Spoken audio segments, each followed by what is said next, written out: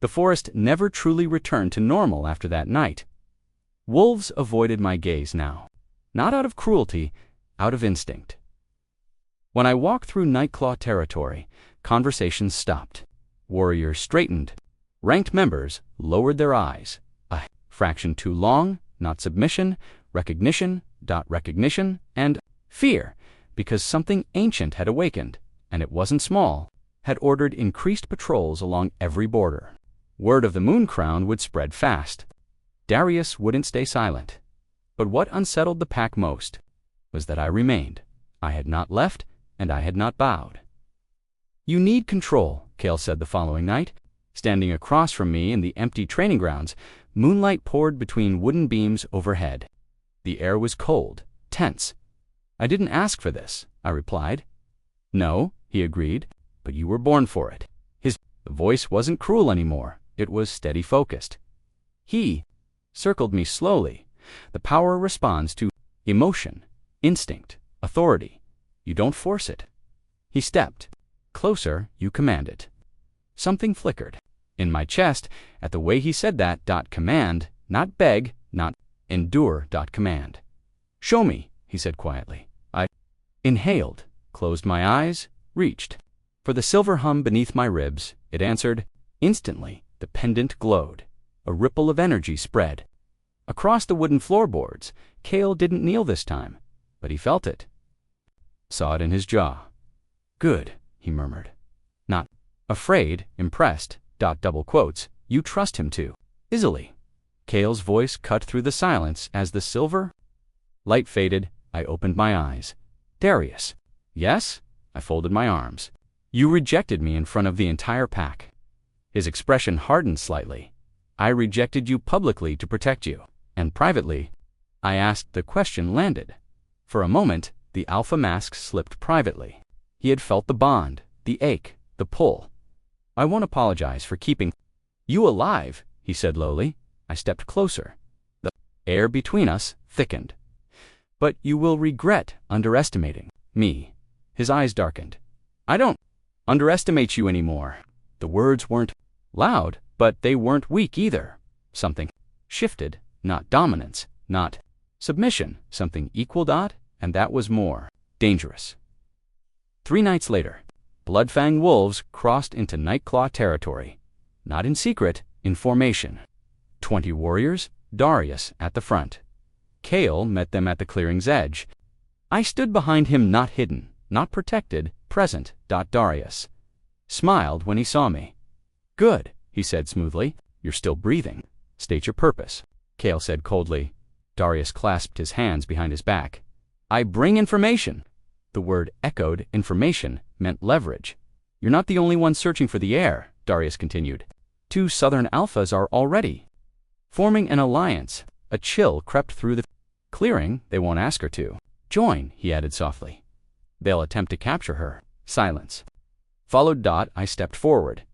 "And why tell us?" Darius' amber eyes met mine. "Because if they control you, we all kneel." He wasn't wrong, and he knew it. That night, voices rose inside the council hall. Wasn't invited, but I listened from the shadows. "Brings war," one elder hissed. "She is war," another muttered. Kale's voice cut through the noise. "She is not the enemy." A bitter laugh answered him. "You rejected her," someone said sharply. "You told the entire pack she was nothing." Silence. Heavy, and "Now you kneel," the voice continued. That was the fracture, not fear of me. Doubt in him, an alpha who once loses invisible ground. Kale's authority was weakening. Because of me, because of the truth. And someone in that room was ready to exploit it. I found her near the edge of the territory at dawn. Ava stood overlooking the valley, wind sweeping through her blonde hair. "You enjoy this, don't you?" she said without turning. "Enjoy what?" Watching him struggle, I studied her carefully. "You never wanted to be Luna," I said softly. Her jaw tightened. "I was raised for it." There it was, not love, ambition. "You think you're special because of blood?"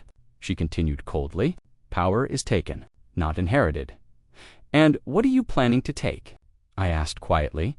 She turned then. Her smile returned. To calm, you'll see. It happened at night. Always at night. Alarms echoed across the territory. Wolves howled in warning. The scent of outsiders flooded the air. But they weren't southern. Alphas, they were inside.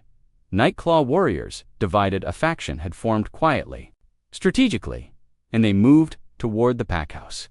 Toward me, Kale burst through my door without knocking. "Stay behind me," he ordered. I didn't. I stepped beside him in the clearing. Chaos erupted. Half the pack stood loyal, half stood uncertain and at the center. Ava, flanked by 3 ranked wolves. "This is over," she announced calmly. "Nightclaw cannot afford weakness." Her eyes moved to me, or divided loyalty. "You challenge me?" Kale growled. Ava's gaze never left mine. "No." She lifted her chin. "I challenge her." The clearing went silent. "You claim royal authority," Ava continued. "Then prove it." The trap was obvious. If I refused, I looked weak. If I accepted, I exposed myself. Kale stepped forward. "You don't have the right." "She does," Ava replied coolly. "Or she doesn't." The pack watched, waiting, judging, weighing. Power I stepped forward. "I accept." Kale's head snapped toward Lyra, but it was too late. The air shifted. Silver. Light stirred beneath my skin. Ava lunged. First, fast, precise. She shifted mid-stride, bones cracking, fur bursting through skin. Her wolf was sleek, powerful, trained. I didn't shift. I stood, still, and commanded. The silver energy exploded outward, not wild like before, but focused, controlled. Ava, single quotes as wolf skidded midair, as if she hit an invisible wall. She hit the ground hard. The earth trembled, gasps rippled through the pack. I walked forward, slowly, each step deliberate, each step resonating. "Power is taken," I said quietly. The silver aura intensified. "No." I stopped in front of her fallen wolf form. "It is recognized." The ground beneath her glowed, and avalored her head. Forced, compelled. By instinct, older than pride, the pack followed. By one, Kale watched me, not as an alpha, but as something else, something dangerous, something magnificent. The submission lasted only seconds, but it was enough. When the light faded, the pack stood, changed, not divided. Aligned. Behind me. Kale approached slowly. "You just solidified your claim," he said quietly. "No," I corrected. "I solidified ours." His eyes searched mine, and for the first time, the mate bond flickered, faint, not broken, just waiting. A howl tore through the night. Not from within. From beyond the borders, multiple howls. Coordinated. Darius. Warning had come true. Kale's expression hardened. "They're here." Torches ignited along the border. Shadows moved beyond. The tree line. Not one rival pack. 2. N.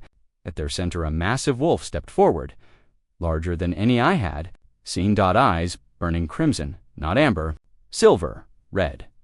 Kale's voice dropped to a whisper. "That's not Southern territory." I asked. The massive wolf shifted, partially enough to speak, and his voice rolled across the clearing like thunder. "The last heir of the moon, crown, my blood ran cold, belongs to me." The forest went deadly silent. Not politics, not jealousy, not rebellion. This was something older. And far more dangerous.